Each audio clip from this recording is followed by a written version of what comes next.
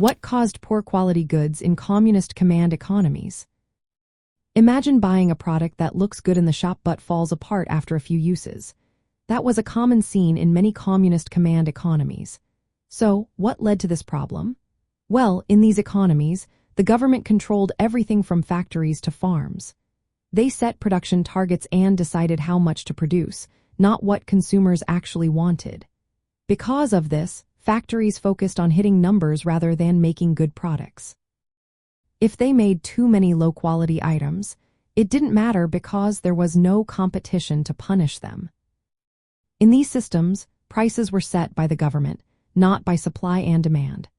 If the government decided to keep prices low, factories had little incentive to improve quality because they weren't earning more money for better goods. Instead, they just aimed to meet their quotas. This often led to shortages of good quality goods or excess of poorly made items. Large factories, which were common in these economies, also faced bureaucratic delays and inefficiencies. These issues made it harder to control quality because management was often more focused on meeting targets than on making sure products were durable or well made. Another big factor was the lack of consumer choice. People couldn't shop around for better quality because there were no alternatives. If a product was bad, consumers had to accept it or wait in long lines for the next shipment. This system didn't reward factories for making better products, so they didn't bother. Instead, they just produced what was needed to fulfill the plan, regardless of quality. From the perspective of the government, these problems were seen as part of the transition from a capitalist system to a planned economy. The focus was on fairness and equal distribution, not on making the best products.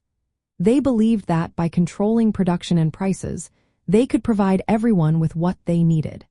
But this often meant sacrificing product quality because the system didn't prioritize innovation or excellence. In the end, the absence of market competition and profit incentives was the main reason for poor quality goods. Without the pressure of consumers or competition, factories had little motivation to produce better, more durable, or more innovative products.